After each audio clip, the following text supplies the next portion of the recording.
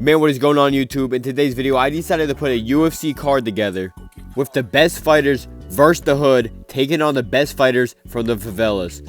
This card's going to be stacked. We're going to have 11 different matchups on this card. In the main event, it's going to be Porier taking on Rampage Jackson. But to start things off on this card, we got Hinato Moicano taking on Chase Hooper.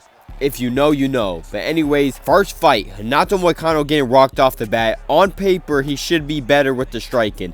They both have some really good grappling, but I would probably give Chase Hooper the jiu-jitsu advantage. I would give the wrestling advantage to Moicano, but let's see what happens. Chase Hooper also got the reach advantage, and he's been improving his striking. Ready. Round. Big strike lands. Big strike lands. Big shot. An outstanding takedowns, vicious ground and pound. To what extent he hasn't even shot from his fight IQ and his... Chase Hooper so far dominating the fight, in the striking, in the grappling, everything Moicano gives him, Chase Hooper's giving back. Even when Chase Hooper got taken down, he was still able to set up a submission, use the submission to reverse the position, and get some top control until Moicano got it back. But now we're in round 3. Moicano steps forward, gets hit by a check hook, a straight left. Chase Hooper put in on the pressure, rocking Moicano, because Chase Hooper, he got power now.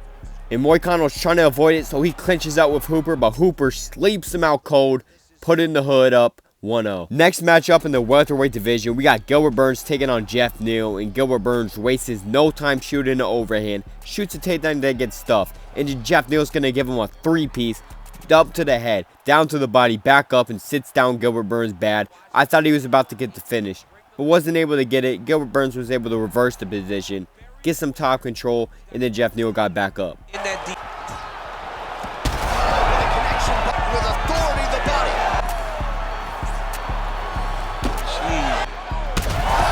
That strike over the top, and now his opponent to go round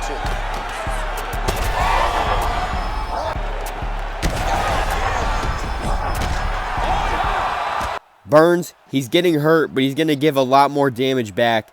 And Jeff Neal, he's staying into it. Gilbert Burns, he hasn't shown this much heart since the Hamzat fight. Ever since that Hamzat fight, it seems like he lost a little bit of his heart in the just fighting ability to go out there and brawl. But right now, he's bringing it back over Jeff Neal, nearly getting a finish, but Neal just moves his head just in time. Gilbert Burns with the advantage in the grappling, doesn't even jump on him. He's been bodying him on the feet, so he's just keeping it up, chucking that overhand, sits him down again. I don't even know how Neal's not sleeping, but he made it to round 3.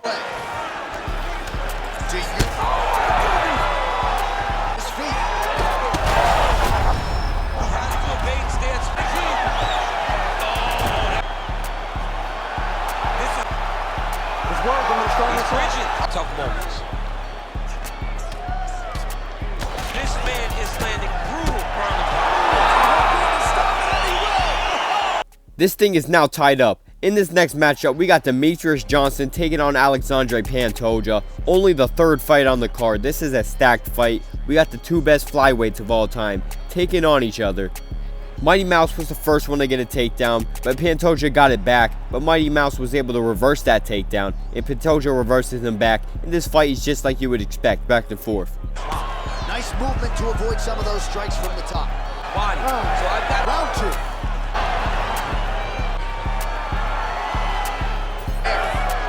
Oh, nice knee, nice knee. Tries to mix in a takedown. There was a lot of grappling, not too much striking, but Mighty Mouse was the first person to be able to stun a fighter in this fight, landing a front kick, hurting Pantoa on the feet as he shot a takedown, even got some ground and pound to rock him. So far, he's on a good start. A really good round 2. Round 1 was back and forth. Round 3, he's throwing a jab to the head and shooting a takedown, but Pantoa lands on top of that. He probably needs a finish here. There's about 2 minutes left in round 3, and he's letting off some ground and pound doing damage. Mighty Mouse needs to survive. He was on the bottom for a while, attempts a guillotine. Pantoa was not able to find the finish. But guess what? He won round 1, and he was able to get the decision. Taking a look at the scorecards, one judge gave it 10-10, but it was 10-9 for Pantoa, and the other 2 rounds were clear. That's going to move us on to this next matchup. We got Bobby King Green taking on Gene Silva in the lightweight division, and Gene Silva starts out with an overhand and a head kick and sits down Bobby. Bobby's not looking great right now. Everything he's getting countered from, and he's getting hurt. He's got sat down about 4 times. He's looking to break some records. And I just gotta say, every time I see Bobby Green in this game, it just gets me mad that he has that ugly haircut that he hasn't had in like 10 years. He has that tattoo on the top of his head, and that's probably why he's worse in this game, and he's just getting bodied. Next matchup, Kevin Holland taking on Caio Barjo. Man, I really love Caio. I've been watching his whole come up, and it's been fun to watch because I always thought he was going to be good since the beginning. So him proving me right at fight after fight is great to see. And another fighter I like, but sometimes can be unlikable, Kevin Holland, who just got his chin cracked for the first time. Kinda. The first time he's been knocked down by Daniel Rodriguez, he did get dropped by a headbutt, but we seen him get hurt the first time for real by Daniel Rodriguez. Wonderboy was beating him up and he hurt him to the body, but never like really hurt him to the head. He was just beating him up. Kevin Holland wasn't like stumbling or rocked or anything. I'm not saying like he was definitely getting effed up, so he probably was hurt in. But he didn't get wobbled or nothing until that Daniel Rodriguez fight. And right now it's looking to be the same versus Caio. The more things change, the more they stay the same. He continues to call these ground strikes around his eye. He hasn't moved his head well. He's taking shots. Skin fade on my man Daniel. Huge strike lands there, DC. He landed that massive shot. Oh, again with the hook. Big shot on the feet. Oh, so there's the horn away. Oh, he lands another strike to the body, really starting to connect on.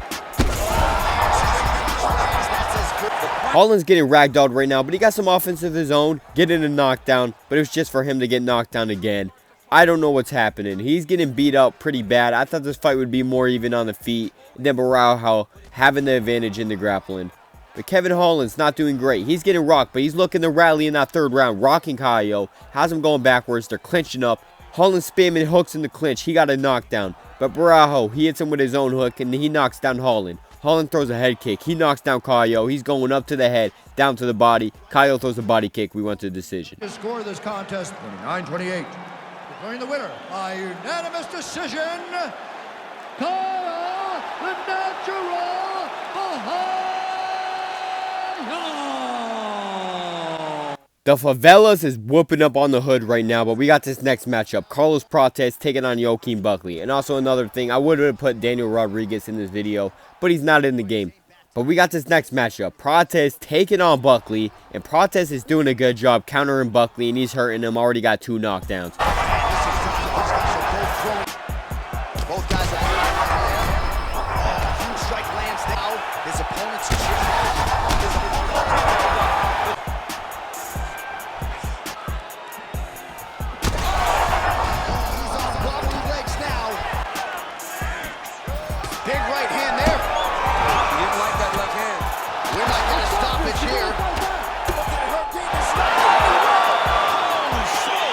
Now we're moving on to the lightweight division. We got Dustin Porier taking on Mauricio Ruffy. Porier basically going against another version of Conor. And so far, he's finding a lot of success. Already 2 knockdowns in the first 30 seconds. Rocks him again, 2 minutes left in the first round. He's going to clinch up, give some knees. Ruffy's going to need to change things if he's going to want to win this fight.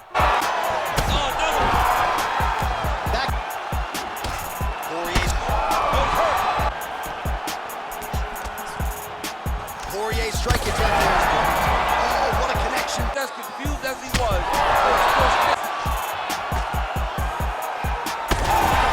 Huge shots being landed away. Well, this is crazy that this fight is still going on. An appreciative crowd, obviously, just bro.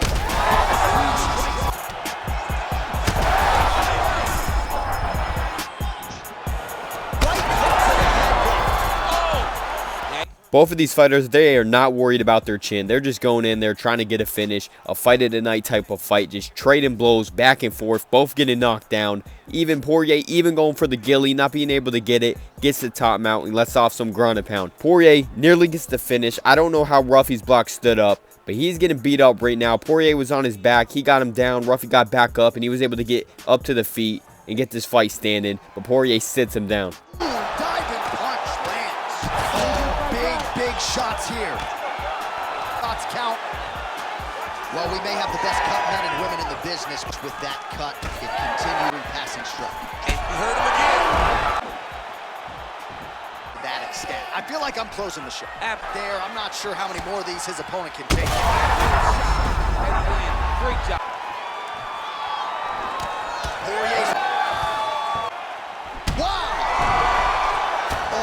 The fact that they are standing right now is insane. They're both getting dropped back and forth. Ruffy's been dropped more, but he's still doing damage on Porier. He goes for a knee right when he stands up after getting dropped and gets dropped by 2 hooks. Just throwing a knee out there with no setup. Now he's going to throw a hook kick on Porier's block. Still did a tiny bit of damage. Then he hits him with a nasty 1-2. Porier looks like he's out cold, but he's able to somehow survive. Ruffy, he changes positions, gets a side control, postures up, and goes in with some ground and pound and finds the finish.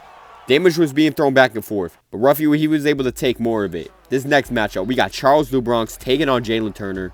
Turner, he's 6'3". He's going to have the size advantage. He should be able to clip Charles coming in, but Charles is going to put that pressure, mix in the takedowns. Jaylen Turner, he has some decent grappling too, at least with the front chokes, and he's been defending grappling pretty decent until that last fight where he was like, I'm pretty sure he was 1 foot out of the door. Even though he was young, he's 1 foot out of the door. That's why he's retired now. Yes, but it really just make you feel more in danger than you really are. Right. The OSP now, but trying to get out. It looks tight. Oh, out of danger now. It looks like we might get a win by submission instead. Right back to his feet. Well, as usual, Suffolk.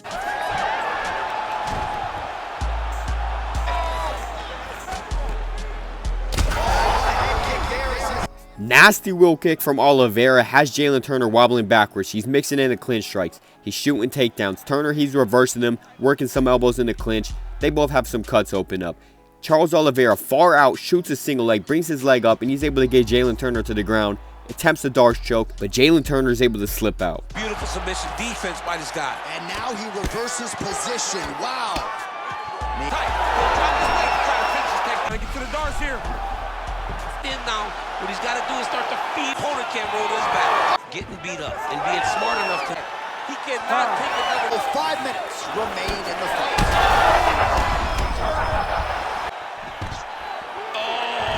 Charles gets rocked badly, but he's going to get the fight to the ground, lock in an arm triangle, and he gets the finish. And also, I hate this animation. Every time you lock in an arm triangle, it's the same animation.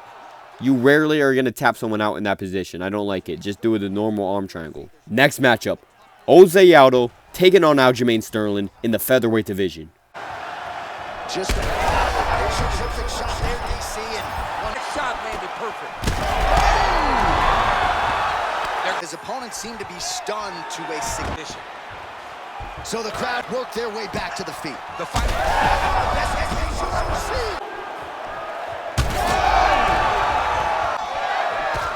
Sterling's nose is bleeding now.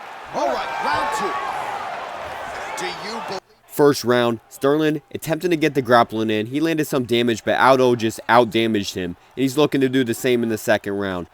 Aldo, he has really good takedown defense, and he's doing a good job. He's not getting dominated on the ground. He's actually winning the exchanges on the ground. Getting on the feet, landing the more damaging shots. Sterling, he can be tricky to deal with on the feet, throwing stuff at weird angles, but he's usually not known for power. But he did land some head kicks, opening up a cut on Aldo and rocking him. Just as he did the previous round, continue, and he had ahead there by Sterling. Take it for a ride. This man is landing brutal ground and pound.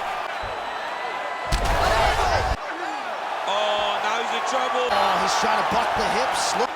Oh, crowd just love ground, and ultimately he's wobbling now.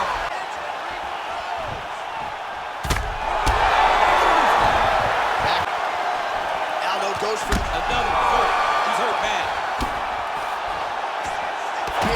Big shots landed by him now. Herb Dean steps in. Oh my goodness. Have a night, young man. So no.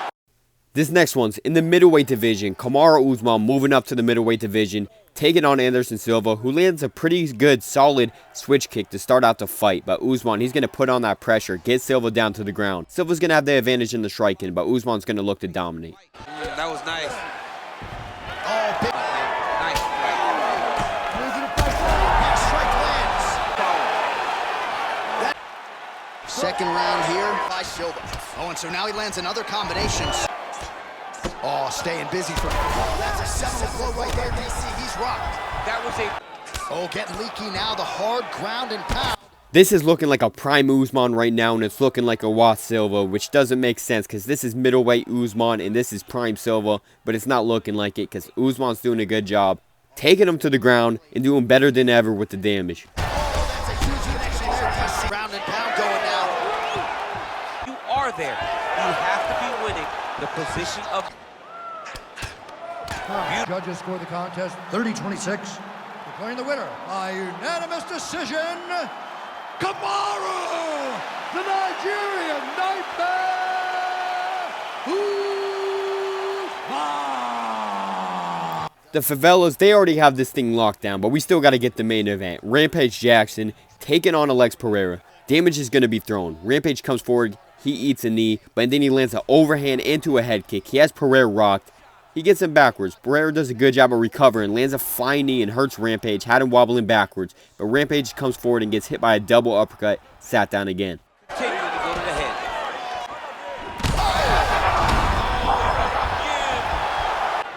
Good fight here, under 2 to go.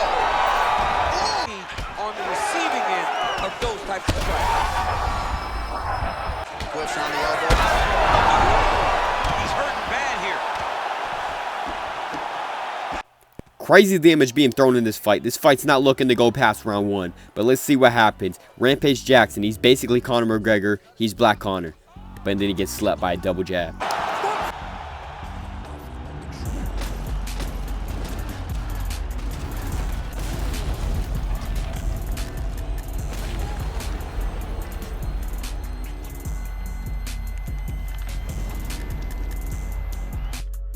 That's going to wrap up this card with the Favela beating the Hood 8-3, winning 8 out of 11 matchups. Not a good look, but we're going to take a look at these matchups. Porier got the KO of the night with the double jab. Fight at night, obviously, Dustin, Porier, and Ruffy. There was like 14 knockdowns in that fight. In the submission of the night, the only submission, Charles Oliveira over Jaylen Turner. But overall, that wraps up this card.